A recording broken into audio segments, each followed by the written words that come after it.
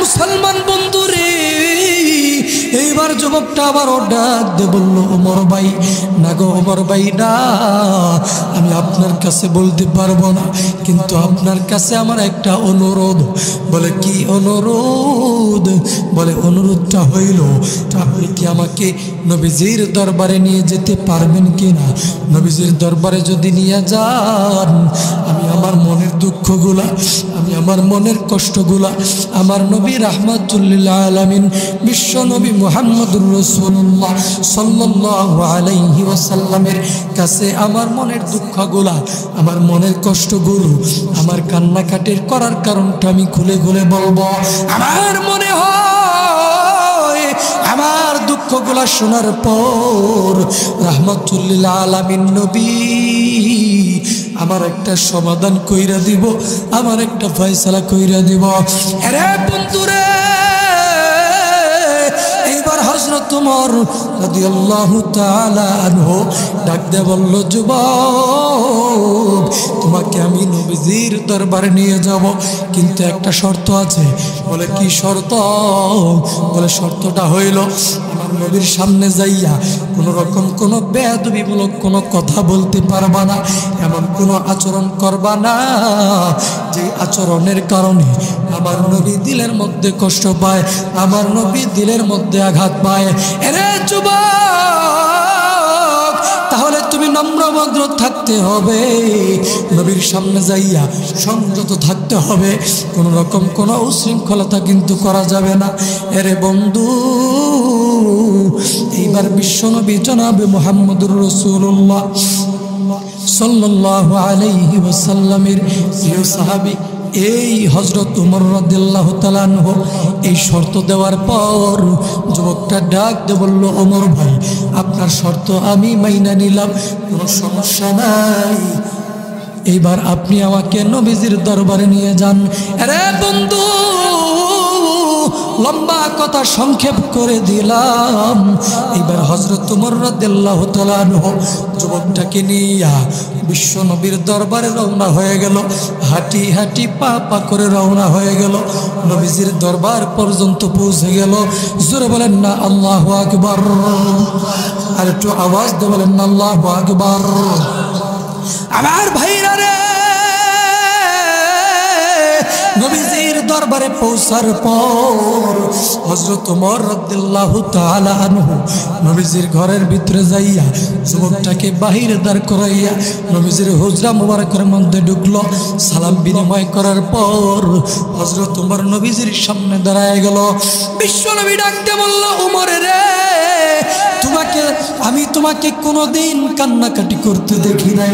ওমর রে, তোমার চোখ বেয়ে আমি বিশ্ব নবী কোনোদিন চোখের পানি পড়তে দেখি। ইদ্রিস, ইউসুফ, জাকারিয়া, ইয়াকুব নবীর উম্মত না বানাইয়া আল্লাহ আমাদেরকে হযরত ঈসা নবীর উম্মত না বানাইয়া এমন একজন নবীর উম্মত আমাদেরকে বানিয়ে দিয়েছেন, যেই নবী বিশ্ব নবী মুহাম্মদুর রাসূলুল্লাহ সাল্লাল্লাহু আলাইহি ওয়াসাল্লাম দুনিয়াতে যেই দিন এসেছেন ওই দিনও উম্মতি উম্মতি বলে চিন্তা ফিকির করেছেন, উম্মতের কথা চিন্তা ফিকির করেছেন, উম্মতের কথা চিন্তা করে চোখের পানি ফেলাইয়াছেন। আল্লাহ পাক রব্বুল আলামিনের পায়ে সেজদায় পড়ে, কুদরতে পেয়ে সেজদায় পড়ে যেদিন নবী দুনিয়াতে আসলেন ওই দিনও আল্লাহ পাকের কুদরতে পেয়ে সেজদায় পড়ে উম্মতের জন্য চোখের অশ্রু জড়িয়েছেন। শুধু তাই নয় মুসলমান, ও আমার মুসলমান বন্ধুগণ, নবী দুনিয়াতে যতদিন ছিলেন পুরাটা জিন্দিগি, 63 বছর জিন্দিগি, পুরাটা জীবন উম্মতে উম্মতে বলে কেঁদেছেন, উম্মতের কথা চিন্তা ফিকির করেছেন। শুধু তাই নয়, নবী যেদিন দুনিয়ার থেকে বিদায় হয়ে চলে যাবেন ওই দিনও তিনি ফাতেমার কথা চিন্তা করেন নাই, হাসান হুসাইনের কথা চিন্তা করেন নাই, নিজের আহলে বায়াতের কথা চিন্তা করেন নাই, এবং নিজের পরিবার পরিজনের কথা চিন্তা করেন নাই। ওই দিনও আল্লাহ পাক রব্বুল আলামিনের দরবারে উম্মতে উম্মতে বলে কেঁদেছেন, উম্মতের কথা চিন্তা ফিকির করেছেন।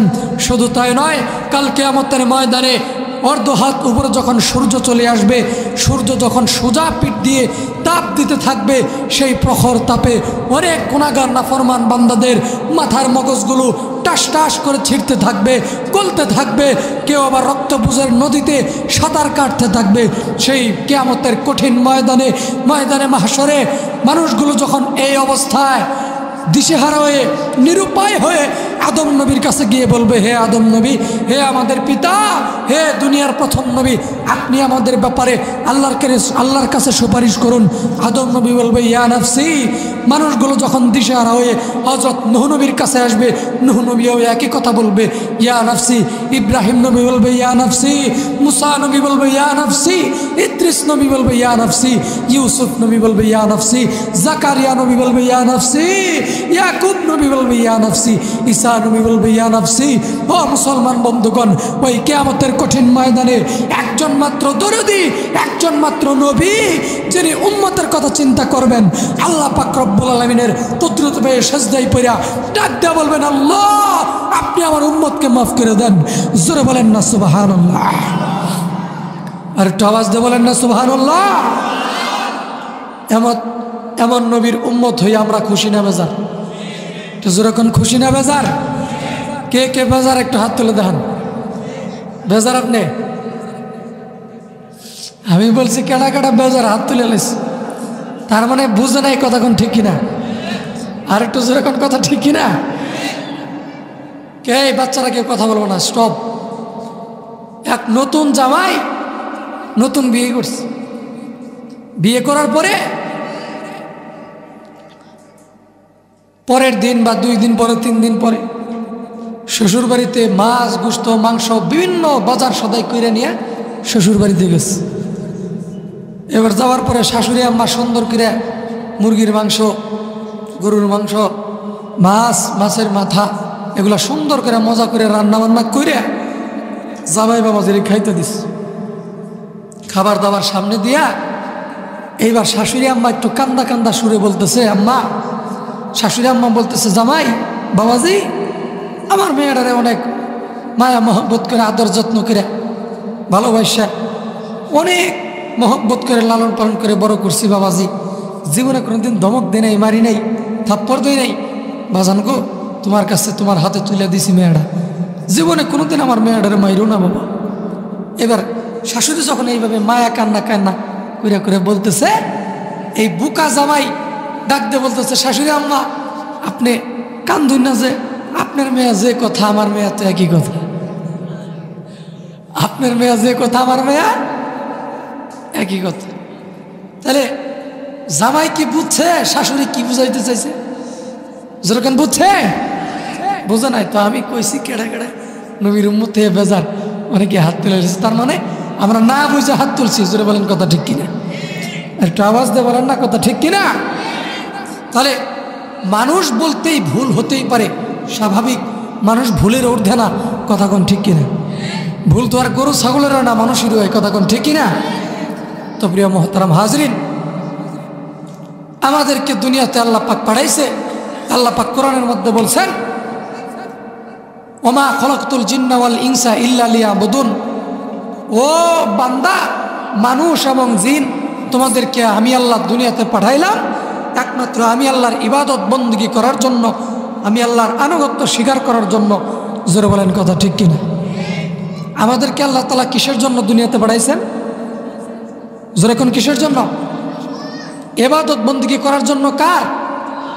একটু জোরে আওয়াজ দিয়ে বলেন কার? যে আল্লাহ আমাদেরকে দুনিয়াতে পাঠাইছেন সে আল্লাহকে আরেকটা জোরে আওয়াজ দিয়ে শোনাই দিতে পারবো না ইনশাল্লাহ? সবাই হাত তোলেন, নারায়ে তাকবীর। ঘাটাইলের কি এলাকার নাম জানি? আচ্ছা, 5টি কোটি এলাকার মানুষের শক্তি কি এ পর্যন্ত শেষ? আর শক্তি নাই? শক্তি আসেনি? বাকি আছে নাকি একটু? তো যতটুকু আছে ততটুকু বাকিটুকু খাড়াইয়া আল্লাহকে একটা আল্লাহ বলে ডাক দেওয়া যাবে তো ইনশাল্লাহ? নারায়ে তাকবীর। আল কোরআনের আলো, আল হাদিসের আলো, নারায়ে তাকবীর।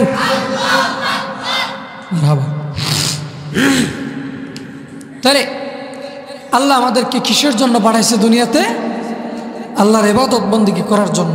কিন্তু আমরা দুনিয়াতে আসার পরে আল্লাহ এবং আল্লাহর রসুলের হুকুমগুলো ঠিকমতো মানি না, ঠিকমতো আদায় করি না, আল্লাহর সাথে দৃষ্টতা দেখাই, আল্লাহর সাথে নাফরমানি করি, নামাজ পড়ি না, রোজা রাখি না, ঠিকমতো আল্লাহর হুকুম আহকামগুলো মেনে চলি না।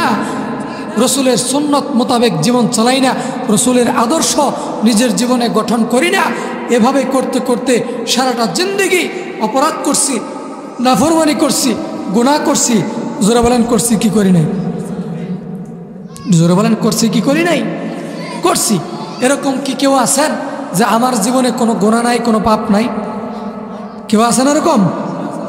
জীবনে আমরা যেহেতু দুনিয়াতে আসছি, আগেই বললাম যে মানুষ বলতেই ভুল, অপরাধ হতেই পারে, ভুল হতেই পারে, কারণ মানুষ বলতেই ভুল, স্বাভাবিক হতেই পারে। কথা বলেন ঠিক কিনা? এজন্য আমরা দুনিয়াতে আসার পরে দুনিয়াতে অনেক নাফরমানি করছি, অনেক ভুল করছি, কিন্তু দুনিয়াতে নাফরমানি করতে করতে করতে করতে করতে করতে আমাদের অনেক মানুষ আছে যারা আমরা কি হয়ে যাই, নিরাশ হয়ে যায়। হায় হায়, আল্লাহ মনে হয় আমার মাফ করবে না, আল্লাহ মনে হয় আমার উপায় নাই, জাহান্নাম ছাড়া আমার মনে হয় কোনো গতি নেই। এরকম অনেক সময় চিন্তা করি, দূর সারা জীবন নামাজ পড়লাম না, শেষ বয়সে আর 2 ওয়াক্ত নামাজ পড়ে কী হইব, শেষ বয়সে আর কী করবো, এমনি মারা যায়, যা যা হইব হইবনি। এরকম অনেকেই ভাবেন। আল্লাহ বলছে লা তাকনাতু মির রাহমাতিল্লাহ, বান্দা তোমরা আমার রহমত থেকে নিরাশ হয়েও না। জোরে বলেন কথা ঠিক কিনা? আল্লাহ বলছে বান্দা তোমরা আমার রহমত থেকে নিরাশ হয়েও না। নিরাশ হওয়া যাবে? যেরকম নিরাশ হওয়া যাবে? নিরাশ হওয়া যাবে না। তাহলে আল্লাহ পাক ওই সমস্ত আফসোসকারী বান্দাদের জন্য ডাক দিয়ে বলছে, বান্দা তুমি সারাটা জীবন নাফরমানি করছো, সারাটা জীবন রোজা রাখো নাই, সারাটা জীবন নামাজ পড়ো নাই, সারাটা জীবন মিথ্যা কথা বলছো, সারাটা জীবন সুদ ঘুষের সাথে জড়িত হইছ, সারাটা জীবন অন্যায়ভাবে চলছো, শয়তানি জিন্দিগি চালাইছো। বান্দা আমি আল্লাহর হুকুমগুলো ঠিকমতো মানো নাই, আমার রসুলের আদর্শ নিজের জীবনে গঠন করো নাই। বান্দা তোমাকে আমি কত মহব্বত করতাম, কত ভালোবাসতাম, এখনও বাসি, এখনও মহব্বত করি। বান্দা তুমি যখন তোমার মায়ের পেটের মধ্যে ছিলা, তোমার মুখ দিয়ে খাবার গ্রহণ করার কোনো শক্তি ছিল না, কোনো পাওয়ার ছিল না, ক্ষমতা ছিল না। বান্দা তোমার মায়ের নারের সাথে তোমার নারের একটা কানেকশন আমি আল্লাহ করে দিয়েছিলাম। তোমার খাবারের ব্যবস্থা তোমার মায়ের মাধ্যমে, মায়ের নারের মাধ্যমে, তোমার পেটের নারের মাধ্যমে আমি ওই দিক দিয়ে পৌঁছাই দিছি, তোমার খাদ্য খাবার পৌঁছাই দিছি। ও বান্দা তুমি যখন দুনিয়াতে আসলা, পায়ের মধ্যে হাঁটার শক্তি, চলার শক্তি, কদম ফালানোর শক্তি বান্দা তোমার ছিল না। বান্দারে তোমার পায়ের মধ্যে হাঁটা, কদম ফালানোর শক্তি আমি আল্লাহ তোমাকে দান করেছি। বান্দা তোমার হাত দিয়ে ধরার শক্তি হাতের মধ্যে ছিল না। বান্দারে আমি তোমার হাতের মধ্যে ক্ষমতা পাওয়ার শক্তি আমি আল্লাহ দান করেছি। বান্দা তুমি চোখ দিয়ে দেখতে পারতা না দূরে, তোমার চোখের জ্যোতি পাওয়ার আমি দান করেছি। বান্দা এখন তোমার দুনিয়াতে সব হয়েছে, নারী, বাড়ি, গাড়ি, সহায় সম্পদ, ধন সম্পদ, টাকা পয়সা সব কিছু তোমার হয়েছে। বান্দা এখন তুমি আমাকেই ভুলে গেলা, সব সময় তোমার পাশে ছিলাম, এখনও আছি। শুধু তাই নয় বান্দা, প্রত্যেকটা সেকেন্ডে সেকেন্ডে সেকেন্ডে শ্বাস প্রশ্বাসের মাধ্যমে আমি তোমাকে নিয়ামত দিয়ে ভরায় রাখছি, নিয়ামত দিয়ে ভরায় রাখছি। বান্দা তুমি আমার দিকে তাকাও না। আমার মুআজ্জিন তোমাকে প্রত্যেক দিন 5 বার করে ডাকে, আল্লাহু আকবার, হাইয়া আলাস সালাহ, হাইয়া আলাল ফালাহ। বান্দা আমার মুআজ্জিন তোমাকে প্রত্যেক দিন 5 বার করে ডাকে, 5 বার করে আহ্বান করে। বান্দারে তুমি আমার ডাক শুই না, আমার নাম শুই না, তুমি ভ্রুক্ষেপ করো না, তাকায় দেখো না, তুমি অবহেলা কইরা চায়ের দোকানে গিয়ে বসে থাকো, সিনেমা হলের মধ্যে গিয়ে বসে থাকো। বান্দা বন্ধু বান্ধবের আড্ডার মধ্যে, গুজবের মধ্যে যে বসে থাকো। বান্দারে সারাটা জীবন নাফরমানি করছো, অন্যায় করছো। বান্দা তোমার বয়স এইভাবে নাফরমানি করতে করতে করতে করতে 60 হয়ে গেছে, 70 পার হয়ে গেছে, 80 পার হয়ে গেছে, 90 পার হয়ে গেছে। বান্দা তুমি যদি 90 বছর পরেও এই কথা বুঝতে পারো, আল্লাহ আসলে তো সত্যি অনেক গুনাহ করছি, আল্লাহ তুমি যেই কারণে পাঠাইছিলা, আল্লাহ তোমার ইবাদত বন্দেগী করার জন্য, আল্লাহ গো করতে পারি নাই, শয়তানের ওয়াসওয়াসায় পইরা গুনাহ করছি, শয়তানের নাফরমানি, শয়তানের ধোঁকায় পইরা গুনাহ করছি, নাফরমানি করছি। আল্লাহ গো শেষ বয়সে আইসা সমাজে এমন একটা সময় ছিল, আমার একটা সময় যৌবন ছিল, দেহে শক্তি ছিল, পায়ে এক শক্তি ছিল, আমি রাস্তা দিয়ে যাইতাম। আমার দাম্ভিকতার কারণে, আমার পাওয়ারের কারণে, আমার শক্তির কারণে, আমার সাহসের কারণে মানুষ আমাকে দেখে ভয় পাইতো। আমি নেত্রী ছিলাম, আমি নেতা ছিলাম, আমি মেম্বার ছিলাম, আমি চেয়ারম্যান ছিলাম। আল্লাহ গো এখন আমার সেই শক্তি নাই। আল্লাহ আমি এখন বার্ধক্যে পৌঁছে গেছি, আল্লাহ গো সব দরজা থেকে ঘুরে আইসা 90 বছর পরেও আল্লাহ আমি তোমার দরজায় হাজিরা দিলাম, তোমার দরজায় আইসা আল্লাহ আমি তাওবা করলাম, আল্লাহ গো আমি আর জীবনে কোনোদিন গুনাহ করবো না, আল্লাহ মাফ করে দেবো, আল্লাহ সারাটা জীবন নাফরমানি করছি, বুঝতে পারি নাই, শয়তানের ধোঁকায় পড়ে করছি। আল্লাহ তাআলা বলছেন, বান্দা তুমি যদি 90 বছর পরেও আইসা মৃত্যুর আগ মুহূর্তে আইসা সাকারাত, মৃত্যুর যন্ত্রণা শুরু হওয়ার আগে, সাকারাত শুরু হওয়ার আগে বান্দা তুমি যদি আল্লাহ বলছে ফাফিরু ইলাল্লাহ, আমার দিকে ফিরে এসো, আমার দিকে ফিরে এসো। আল্লাহ বলছে বান্দা তুমি যদি শেষ মুহূর্তে আইসা আমার দরবারে ফিরে এসে তাওবা করতে পারো, তাওবাতান নাসুহা করতে পারো, প্রকৃতপক্ষে তাওবা করে চোখের পানি ফালাইয়া আমার দরবারে ফেরত আসতে পারো, বান্দা আমি তোমার জন্য জান্নাত ঘোষণা দিয়ে দিলাম, তোমার জিন্দেগির সব গুনাহ আমি আল্লাহ পাক মাফ করে দিলাম। জোরে বলেন সুবহানাল্লাহ।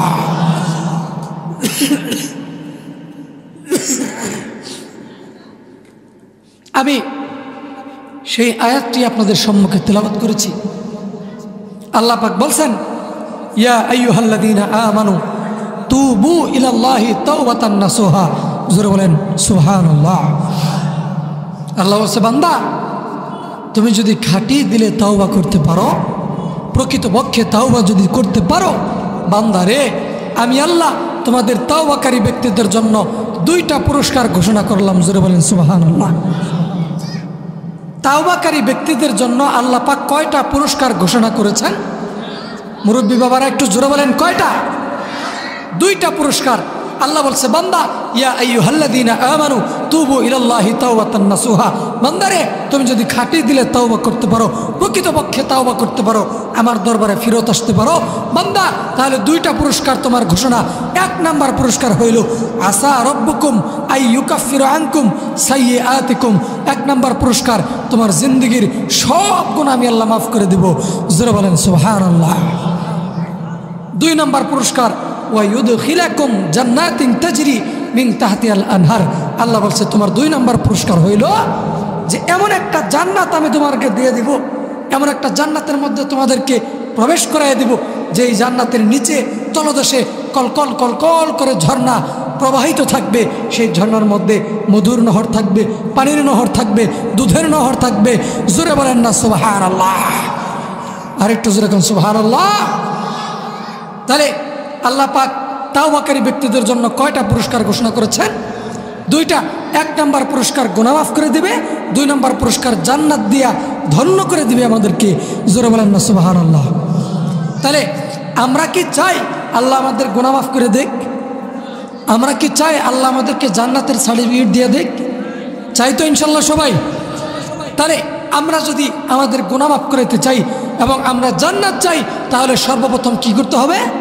1 নাম্বার কাজ হলো নিজের জীবনে যা গুনাহ করছি, যত অপরাধ করছি, যত নাফরমানি করছি, সব থেকে ফিরে আসতে হবে, আল্লাহর কাছে খাঁটি দিলে তাওবা করতে হবে, মাপ চাইতে হবে, তাওবাতান নাসুহা করতে হবে।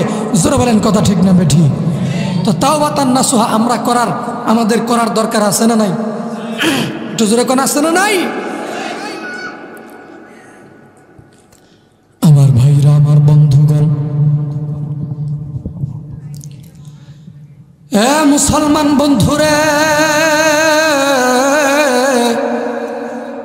ও আমার ঘাটাইল এলাকার মুসলমান বাপ ভাইরা, যুবক ভাই, ও পর্দার অন্তরালের মহিলা মা বোনেরা গো, কোনো দিকে কোনো নজর নাই, কোনো দিকে কোনো খেয়াল নাই রে বন্ধু। কেউ আওয়াজ দিবেন না, কেউ কোনো দিকে লক্ষ্য করবেন না বাবা। বন্ধু, আল্লাহ পাক রব্বুল আলামিন যে সমস্ত বান্দারা গুনাহ করেছে, যে সমস্ত বান্দারা সারাটা জীবন নাফরমানির মধ্যে কাটাইছে, যে সমস্ত মানুষেরা সারাটা জীবন অপরাধ কইরা কাটাইছে, আল্লাহ পাক রব্বুল আলামিনের কুদরতে পায়ে সেজদা দেয় নাই, আল্লাহ পাকের হুকুম আহকামগুলো ঠিক মতো মানে নাই, নামাজগুলা 1 ওয়াক্ত নামাজও ঠিক মতো আদায় করে নাই, রমজান মাসের রোজাগুলি আদায় করে নাই।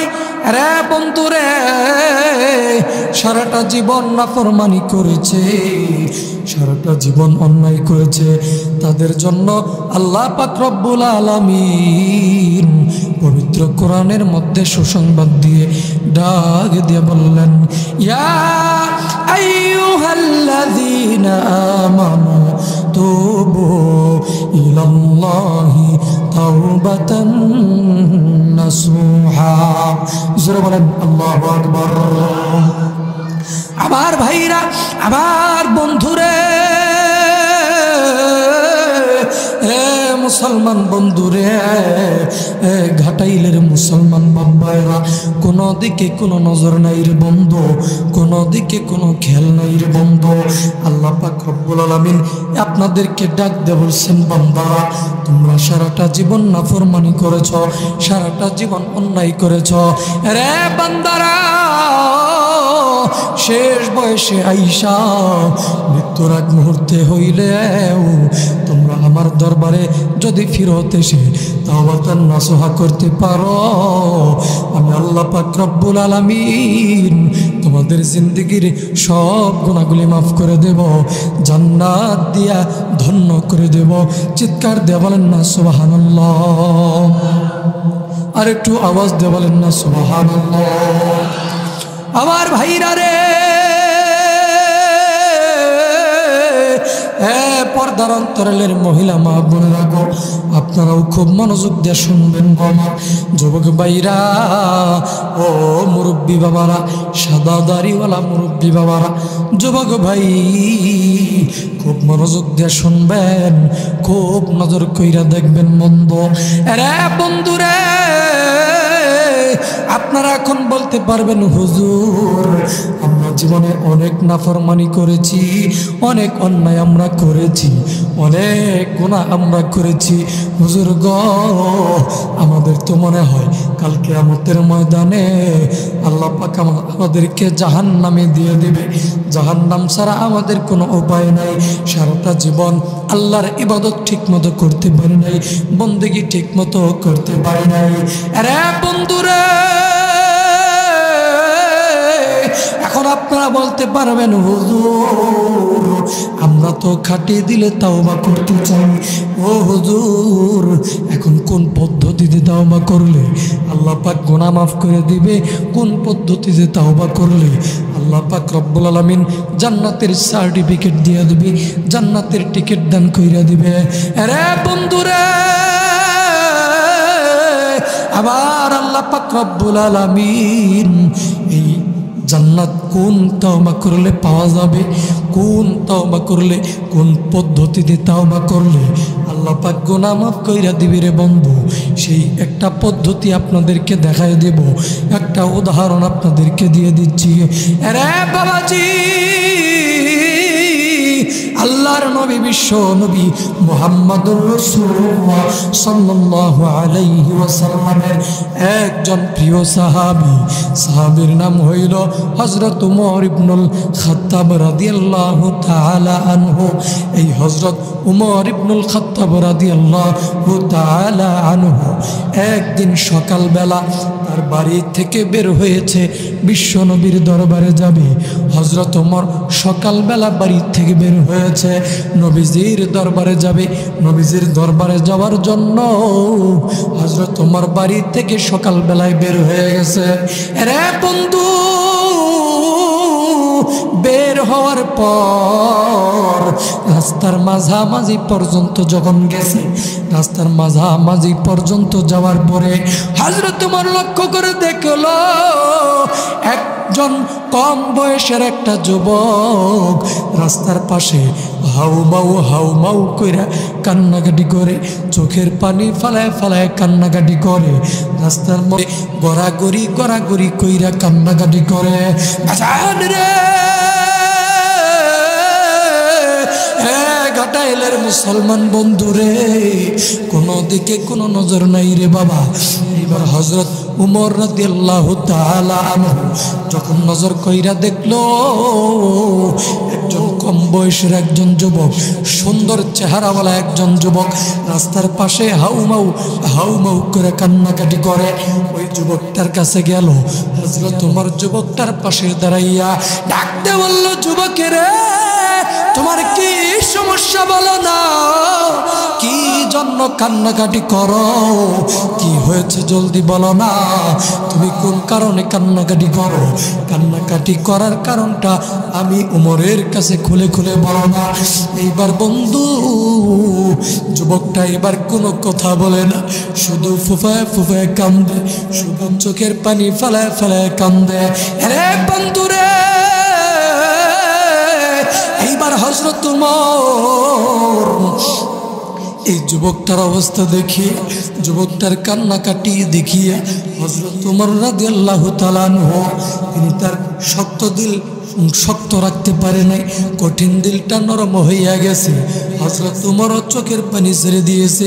যুবকটার এরকম বেহাল অবস্থা দেখিয়া আবারও ডাকতে বললেন, যুবক রে তোমার কি হয়েছে বলো না, কি সমস্যা বলো না, কোন সমস্যার কারণে কান্নাকাটি করো। এবার হযরত ওমর রাদিয়াল্লাহু তাআলা আনহু এইবার দ্বিতীয়বার জিজ্ঞাসা করার পরে যুবকটা ডাক দিয়ে বলল, ওমর ভাই আমি জীবনে অনেক বড় অন্যায় কইরা ফেলাইছি, অনেক বড় নাফরমানি আমি কইরা ফেলাইছি।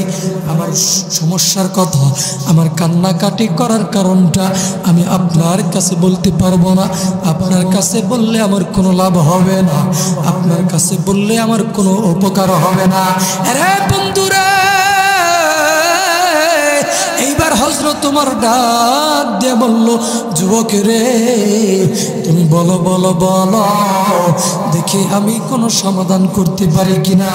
আরে মুসলমান বন্ধু রে এইবার যুবকটা আবারও ডাক দিয়ে বলল, ওমর ভাই না গো ওমর ভাই না, আমি আপনার কাছে বলতে পারবো না, কিন্তু আপনার কাছে আমার একটা অনুরোধ। বলে কি অনুরোধ? বলে অনুরোধটা হইল আপনি কি আমাকে নবীজির দরবারে নিয়ে যেতে পারবেন কিনা? নবীজির দরবারে যদি নিয়ে যান আমি আমার মনের দুঃখগুলা, আমি আমার মনের কষ্টগুলা আমার নবী রাহমাতুল লিল আলামিন বিশ্ব নবী মুহাম্মদুর রাসূলুল্লাহ সাল্লাল্লাহু আলাইহি ওয়াসাল্লামের কাছে আমার মনের দুঃখগুলা, আমার মনের কষ্টগুলো, আমার কান্নাকাটির করার কারণটা আমি খুলে খুলে বলবো। আমার মনে হয় আমার দুঃখগুলা শোনার পর রাহমাতুল লিল আলামিন নবী আমার একটা সমাধান কইরা দিব, আমার একটা ফয়সালা কইরা দিব। আরে বন্ধুরে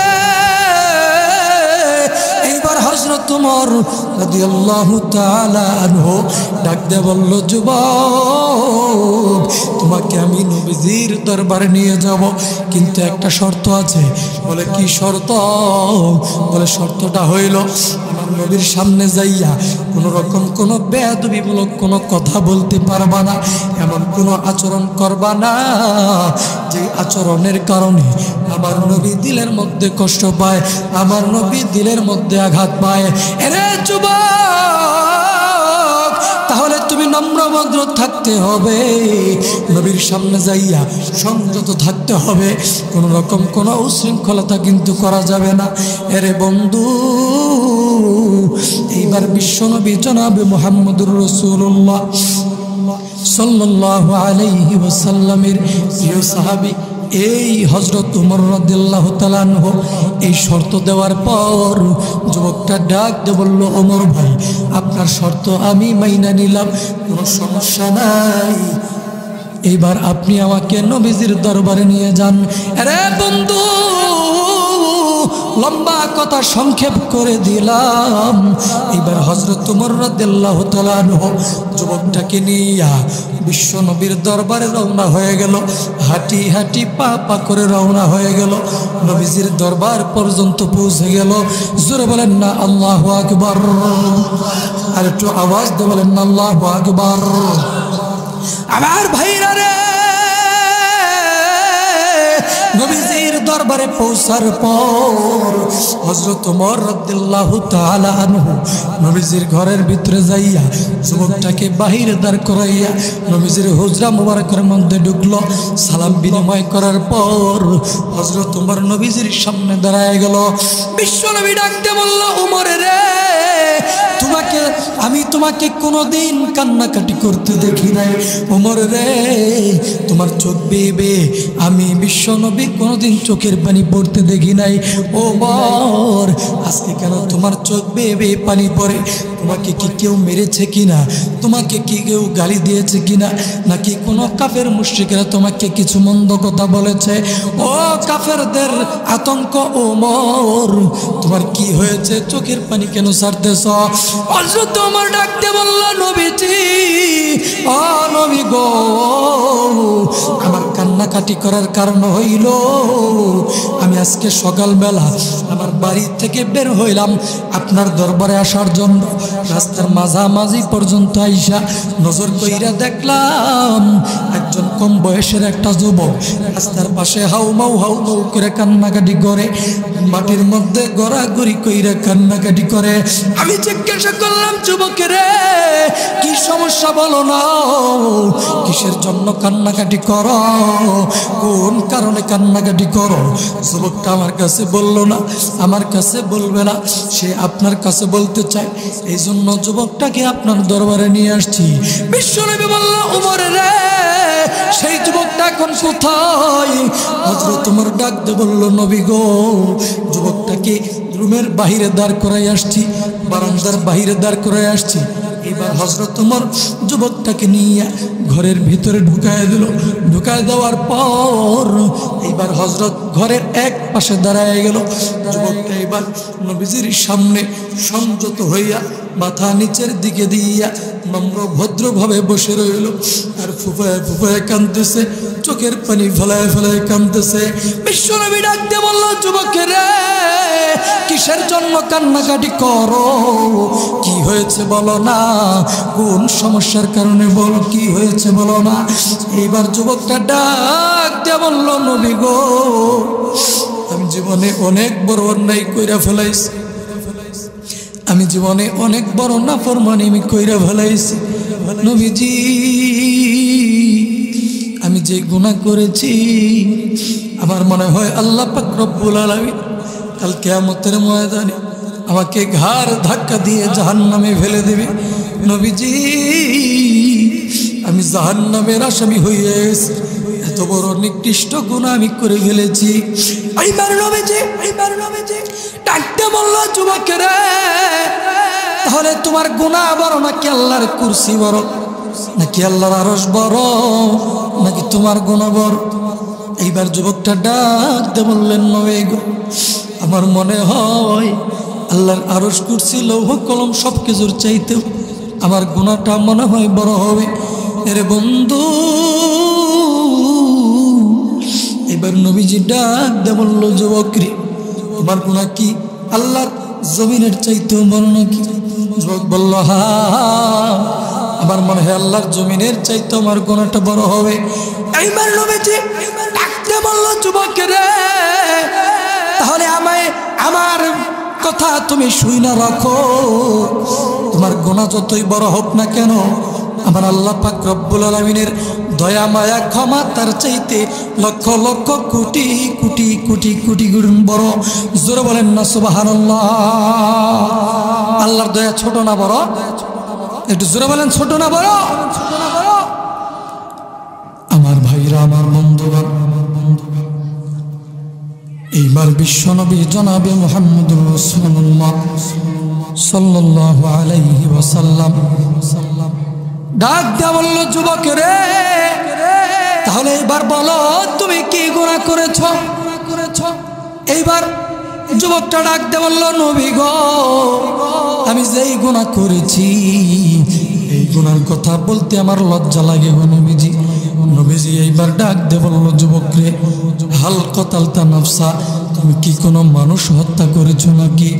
যুবকটা ডাক দিয়ে বলল, নবীজি না গো নবী, না, আমি কোনো মানুষ হত্যা করি নাই, আমি এরকম কোনো গুনাহ করি নাই। নবী বললেন, যুবকের তাহলে এইবার বলো, হাল কতালতা নাফসা হাল আশরাকতা বিল্লাহ, তুমি কি আল্লাহর সাথে শিরিক করেছো কিনা? যুবক বলল, না না, আমি আল্লাহর সাথে শিরিকও করি নাই। এইবার নবীজি ডাক দিয়ে বলল, যুবক রে, তাহলে তুমি কি গুনাহ করেছো? জলদি বলো না রে যুবক, কি গুনাহ করেছো? এইবার যুবকটা ডাক দিয়ে বলল, নবী গো, তাহলে নবী শোনেন, আমি কি এমন অমানবিক কাজ আমি কইরা ফেলাইছি, নিকৃষ্ট গুনাহ আমি কি গুনাহ করছি শুনান। যুবকটা ডাক দিয়ে বলল, নবী গো, এই মদিনার জমিনে যখন কোনো মানুষ ইন্তেকাল করে, যখন কোনো মানুষ মারা যায়, জোরে বলেন, যখন কোনো মানুষ কি করে, ইন্তেকাল করে, মারা যায়। যুবক বললেন, নবীজি, এক মানুষটা মারা যাওয়ার পরে, ইন্তিকাল করার পরে, ওই মানুষটার আপন জনেরা মিল্লা, পাড়া প্রতিবেশী, গ্রাম এলাকার মহল্লার সমস্ত মানুষেরা মিলে ওই মানুষটাকে যখন দাফন কাফন সাইরা কবরস্থানের মধ্যে রাইখা যায়, গোরস্থানের মধ্যে রাইখা চলে যায়। রাত্রি যখন গভীর হইয়া যায় গো, রাত্রি গভীর হইয়া যাওয়ার পর আমি যুবক ওই রাত্রিবেলায় গোরস্থানের মধ্যে যাই। যাওয়ার পরে ওই নিত্য নতুন কবর থেকে কবরের ঢাওয়াটগুলো আমি সরায় ফেলাই, কবরের ভিতর থেকে বাঁশের চাটাইগুলো সরায় ফেলাই, মাটিগুলো সরায় ফেলাই। নবীজি মাটিগুলো সরাইয়া কবরটা আমি খনন করি। কবরটা খনন করার পর ওই কবরের মধ্যে আমি নামি, ওই যে মৃতদেহ আছে, মৃতদেহ থেকে কাফনের কাপড়টা আমি খুলে ফেলি, কাফনের কাপড়টা আমি চুরি করি। চুরি করার পর পরের দিন বাজারে নিয়া আরেক দোকানে আরেক চোরার কাছে নিয়া বেশি দামে বিক্রি করি। এইটা হইল আমার নেশা, এইটা হইল আমার পেশা। ও নবীজি, এইটা কইরা আমি আমার জীবিকা নির্বাহন করি, আমি আমার পরিবার পরিজন চালাই, এই কাজ করিয়া আমি আমার জিন্দগি চালাই নবী গো। কিন্তু গত 3 দিন পূর্বের ঘটনা, গত 3 দিন পূর্বে মদিনার জমিনে একটা শ্রেষ্ঠ সুন্দরী মারা গিয়েছে। এই মেয়েটা ছিল শ্রেষ্ঠ যুবতী মেয়ে, এই মদিনার মধ্যে সবচাইতে রূপবতী সুন্দরী ষোড়শী মেয়ে। ও নবী গো, এই মেয়েটা যুবতী মেয়েটা মারা যাওয়ার পর আমি ওই যুবকটার আত্মীয় স্বজন, বাবা ভাই বাড়িতে বসবে, গ্রামের এলাকার সমস্ত মানুষেরা মিল্লা ওই মেয়েটাকে দাফন কাফন সাইরা যখন চইলা গেল, আমি যুবক রাত্রি বেলায় ওই কবরের পাশে গেলাম। কবরের পাশে গিয়া কবর থেকে ডাবর চাটাইগুলো সরাই ফেলাইলাম। কবর থেকে ডাবর চাটাইগুলো সরাইয়া কবরটা আমি খনন করলাম। খনন করার পর কবরের মধ্যে আমি নামলাম। নামার পরে কাফনের কাপড় খুইলা নিয়ে আমি যখন চইলা যাচ্ছি, ও নবী গো, পিছন থেকে শয়তান আমাকে ধোঁকা দিয়ে বলল, হে যুবক, জীবনে অনেক লাশের কাফনের কাপড় চুরি করেছিস, আজকে ওই লাশের থেকে কাফনের কাপড় তুই চুরি করলি। যুবক রে, কিন্তু একটা নজর তাকায় দেখলি না রে যুবক, এই মেয়েটা ছিল অনেক সুন্দরী মেয়ে। এই মেয়েটার জন্য মদিনার সমস্ত যুবকেরা পাগল ছিল। রে যুবক, এই মেয়েটার এখন পর্যন্ত বিয়ে হয় নাই, সতী নারী যুবতী মেয়ে। তুমি যদি চাও এই মেয়েটার সাথে এখন জিনার কাজে লিপ্ত হইবা, এলাকার কেউ তোমাকে দেখবে না, কেউ তোমাকে বাধা দিতে পারবে না। যুবকটা এবার চোখের পানি ফেলাইয়া ডাকতে বললেন, নবী কি নবীজি। তখন আমি শয়তানের ধোঁকায় পইরা গেলাম।